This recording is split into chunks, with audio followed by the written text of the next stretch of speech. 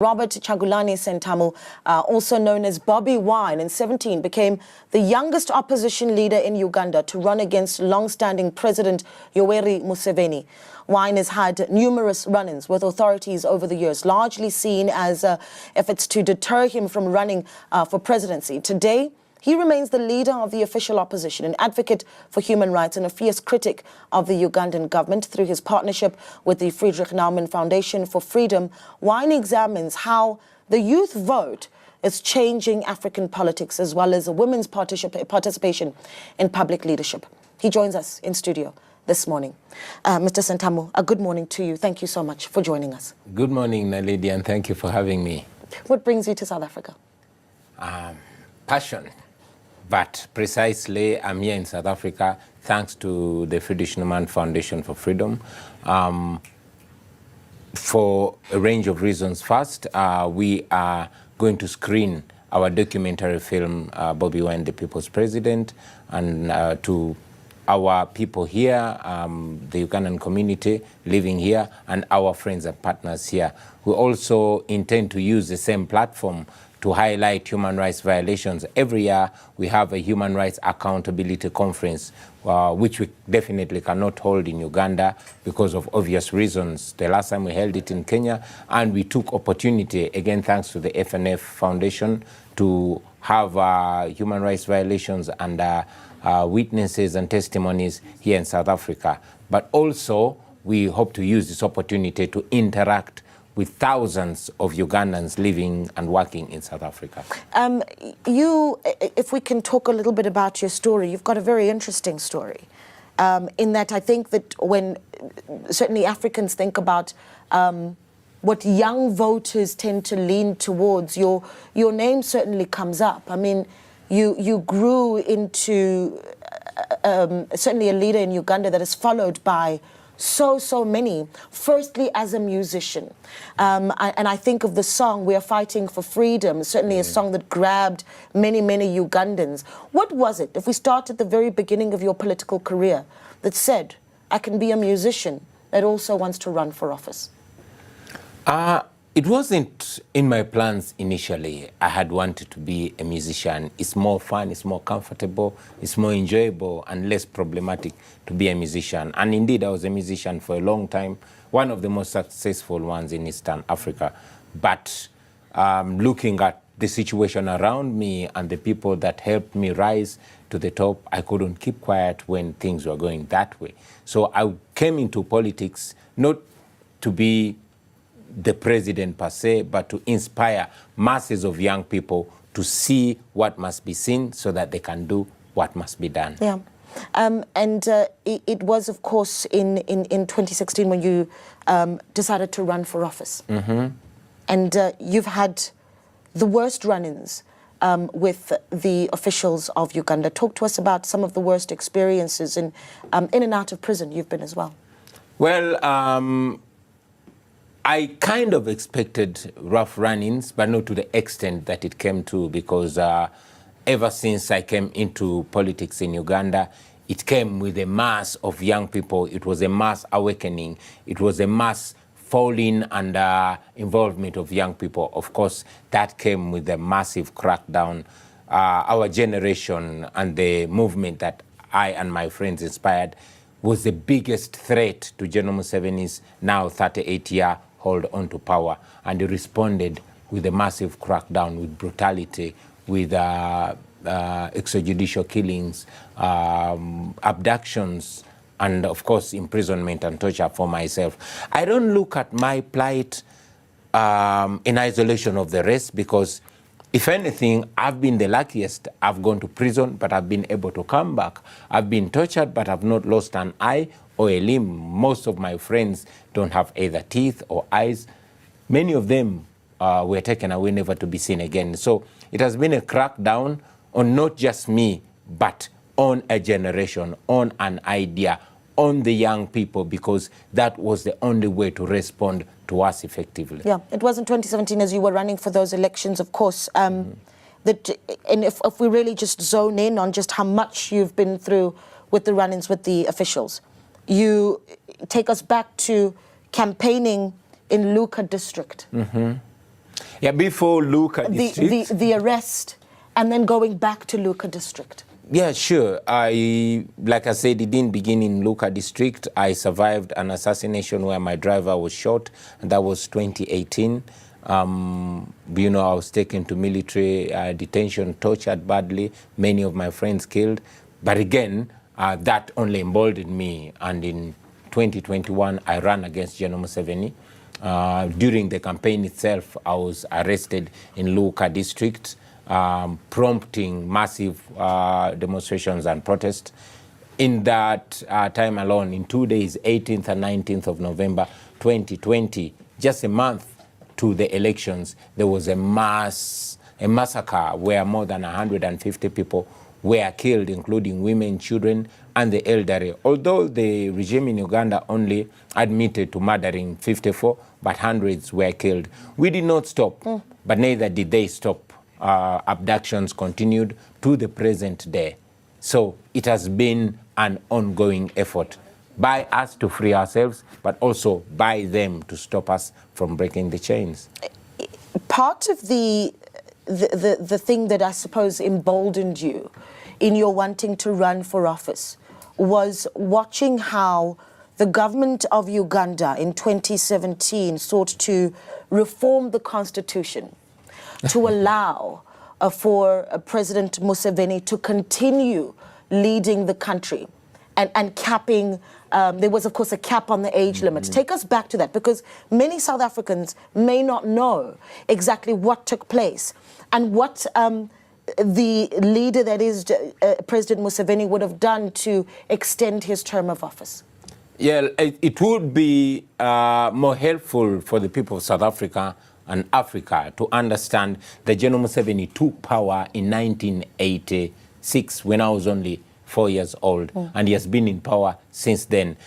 Having said, and notably so, that the problem of Africa in general and Uganda in particular are the leaders that overstand power, but he has been extending his hold on to power. Yes, we had a constitution, but it was first amended forcefully by him in 2005, removing term limits. We initially had term limits, but when he had, outlived all his terms, he changed the constitution in 2005. So when time came and he was held back by age, that was in 2018, again, he, using the military, of course, raided the parliament. You must have noticed the world saw with surprise and shock a fight that ensued in the parliament when the military raided the parliament. Ultimately, forcefully again, the constitution was changed to allow General Museveni to rule forever. That is exactly what prompted me to challenge this guy, because to challenge him now, we needed a protest vote, and that could only come from the young people. It should be noted that Uganda is the second youngest country in the world, with more than 85% under the age of 35. We have a country where more than 85% have never seen another president. Well, I was 4 years when he came in, so I can also claim I've never seen another president. That is how it has been in Uganda. So that pushed me to challenge the guy, and indeed, we challenged him, and the world knows that we defeated General Museveni, although he held on to power by force. Yeah. It's interesting because you talk about, running for that election where the president of Uganda essentially said, well, I'm going to stay in power and will reform the constitution to allow me to do so. Let's talk about free and fair elections in Uganda. Where do you rate elections in Uganda? In Uganda, we don't have elections. We have rituals, because we cannot claim it's an election where the main opposition challenger, where the main challenger is arrested on the nomination date, where the main challenging party is not allowed to organize or to move around the country. We had what we call the election in a full blackout. The internet was switched off, or radios and TVs were switched off. International observers, notably the European Union and United States observers, were blocked from entering the country.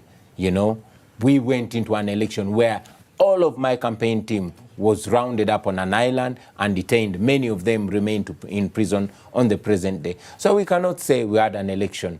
We had a ritual, but Whatever it is, we challenge General Museveni, and that messed up election, still, he could not win the election. They could not count the votes. They just came up with numbers wherever they got them from and announced a winner.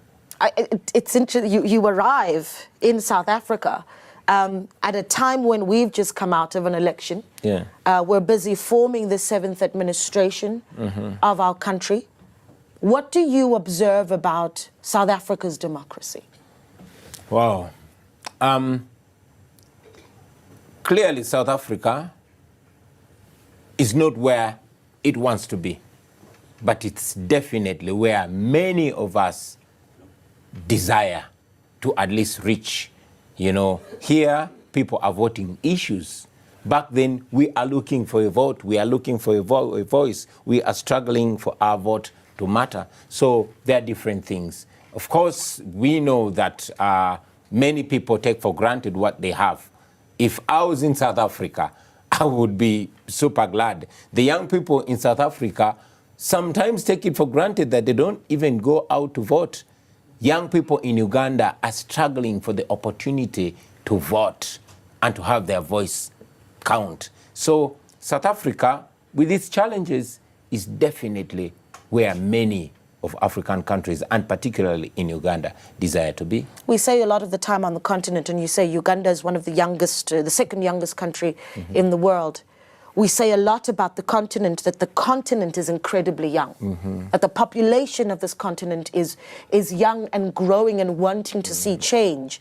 And yet there is a sense that there are bottlenecks to addressing the issues that young Africans have, and certainly them being able to see some sort of change that they're able to affect on their own lives on the continent. Is there a sense that young people can actually have some sort of a voice, power over the political landscape on the continent? You know, tomorrow South Africa celebrates Youth Day, where in 1976 young people were able to really raise the alarm to the world about the injustice that was apartheid. And as we celebrated, we talk about, well, where is that voice today? Where do you place how powerful, if at all, young Africans are in influencing their own political landscape? Well, it is not just a sense that young people in Africa can influence the political landscape. It is a fact that young people can and indeed should influence the political landscape. They have to, because they cannot let the elders today, whose future is already behind them, determine their future. You know, it is unfortunate to see that Africa is largely governed by elderly people making plans for young people. And I think it should be a clarion call all over Africa for young people to get actively involved in the politics of their country, their countries, because they indeed can. Historically in Africa, all the change that has been inspired and achieved has been done in youthful times. Look at the days of Mandela. These were young people, and it's in their youthful times that they made the biggest contribution to Africa. So we must look back in history and get inspired. The young people have everything they need, particularly the young people in South Africa. You cannot claim, you know, not to have reason to get involved in your political landscape. We in Uganda are desiring, if we had what the young people in South Africa had, maybe we would even influence more. So I want on this program to encourage the young people of South Africa and in all other democracies in Africa not to take for granted the opportunity that they have. Yeah. I think one of the exciting things about being young in this era is that access to information is so important. And one thing that South Africans have is, I mean, a lot of people will say, well, we voice our issues out on Twitter. You know, we have such a loud voice on social media. I want to talk about whether or not that is the same in Uganda. I mean, we've seen multiple times where the internet has been cut off and connectivity, communication, platforms where young people are able to raise their voices become an issue. It's definitely useful, and it's the same everywhere, not only Africa, but all over the world. At least we have space on social media. largely safe. Of course, in Uganda, it's a different story because it's because of the engagement on social media that Facebook is banned in Uganda now. It's because of the engagement of young people on social media that we have a new law called Computer Misuse Act in Uganda. It's because of the engagement on social media that so many bloggers have had to run out of the country because of persecution. But also, it's because of that social media that Africa has united. And everything that happens in any part of Africa and the world happens as if in real time. But again, we must take it a notch higher from social media to practicality, especially in spaces like here, where it is safe. It is safe for young people to come out and engage politically. It's safe for young people to come out there and campaign for the policies and systems and ideas that they believe in. So they should engage more. I mean, if people in Uganda, young people like, I would like to refer to myself as a young person, even though I'm not that young, if we risk to engage with all those consequences in Uganda, then it should be encouraged for all other young people to take it a notch higher than social media. Yeah, you know, in South Africa, what we have, Mr. Sentamu, is a constitution that essentially says that the rights of all are respected. And we protect some of the most vulnerable, but we also protect the LGBTIQ community. It's difficult to speak to a leader of Uganda and not raise that, because to much of the world, Uganda is looked at as the country that has said, we will throw you in prison for being gay. Where do you position yourself in that discussion? There comes the LGBT question. There comes the LGBT question again. I wish all other rights got the same attention as given to that. However, I'll also mention that coming from Uganda and living in Uganda, I hesitate to give so much comment on that because there's a law now, which law, besides making it illegal, goes for anybody that is perceived, you know, so that is perceived to be kind or whatever. So it's important to also mention for me that in Uganda, the LGBT question is not only a social or moral question, but it's also a political issue, effectively used by General Museveni's regime. So you will understand if I don't comment further on that issue. Yeah. You say that it's, and just we don't necessarily need to go into it if you can't go into it, but you say that it's a political tool. Yeah. How has it been used? Well, it was first brought up in 2014 by the regime, and it's brought up again, and it's what General Museveni throws up again, throws around again. If he's not throwing out the foreign agent question, claiming that, oh, the opposition in Uganda is sponsored by foreigners. They say, oh, the opposition in Uganda is sponsored by LGBT, etc., etc. So they hope to frame a law and then find a way of squeezing its opponents in that law. I have, however, mentioned constantly that we are firm believers in human rights for all Ugandans from all walks of life. Let's talk a little bit about how your story has been told across the world, though. Documentaries. I mean, National Geographic did a documentary on your rise and certainly how you have found your way into the hearts of so many Ugandans. What has that been like, and has that assisted your plight in your own country? Well, it is not just my story. It's a Ugandan story. I'm just a representative of that story. This is a story that began long before I was born. It's a story of a struggle that started long before I was born. It's an ongoing story. My generation, we are just desiring to accomplish that dream that was started by our forebearers. So it's a story of a nation trying to free itself from oppression. It's a story of a generation of young people that are rising to the occasion and saying, no, where we are is not who we are. We deserve better and we can achieve better. It's a story of people oppressed by gun rule for 38 years, but they refuse to give up. We refuse to surrender to slavery in our own country. It is, you can only compare our story to the story of the comrades that struggled during apartheid. We are facing the same situation. It's only unfortunate that, you know, the revolutionaries of yesterday, the freedom fighters of yesterday, have turned into the oppressors of today. My brother Mosi Maimani used to have a line, and I agree with him, that now we are struggling to free ourselves, to liberate ourselves from the liberators of yesterday. Why do you think that is? I mean, if that is the line of thinking, that liberation movements, as you say, and as you say, Musi Maimani says as well, you know, I suppose don't hold the favor of the people for too long. Why do you think that is?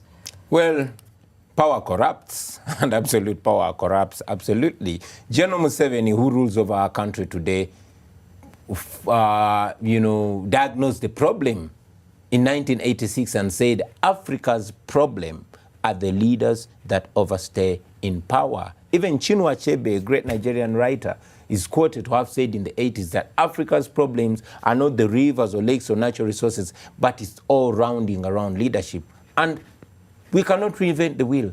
It is the same answer to the question. We have a challenge that power has corrupted our leaders, that they believe that only them can deliver the promise. And the promise has been altered. Initially, when they came to power, they were promising democracy, they were promising a fundamental change, they were promising the return to the rule of law, they were promising respect for human rights. But today, they are the shadow of their former selves.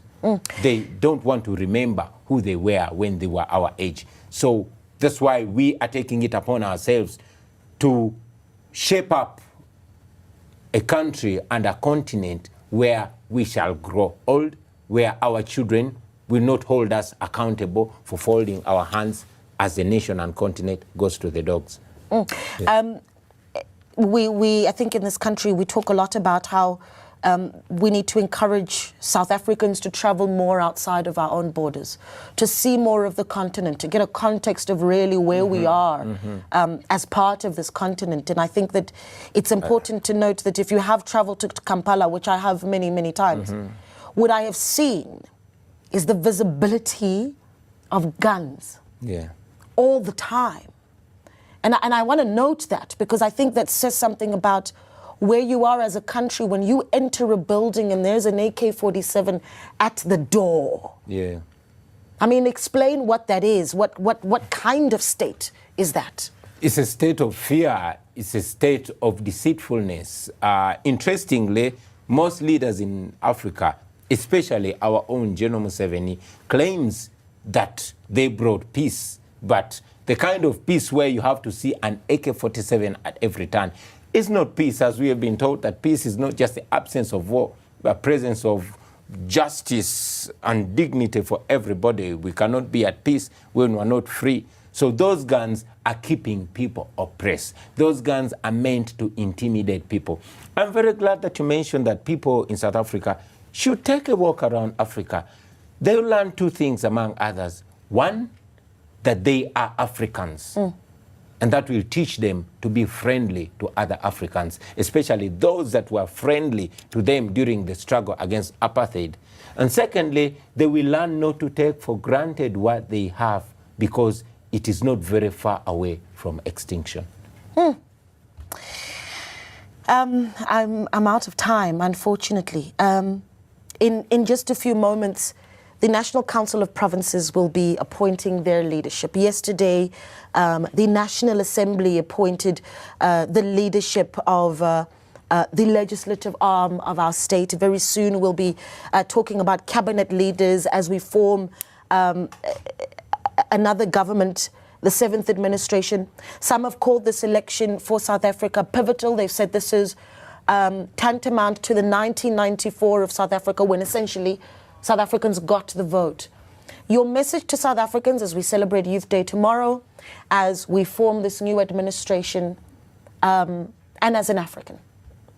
Please ask the question again. Yeah, what is your message to South Africans as we form this new administration? Well, first I want to congratulate them for having gone through an election, whichever way it went. You know, at least in South Africa, the people choose whatever they choose. I hope it works for them. But again, I want to remind them not to take it for granted. Yeah. But most importantly, to the young people of South Africa, as they celebrate the Day of the Youth tomorrow, to know that everything is happening today because of the decisions and choices that were made yesterday. Whatever is going to be happening in South Africa, and indeed in Africa, in the next 10, 20, 30 years, depends on what is being done today. What you have not contributed to is not going to happen in your favor.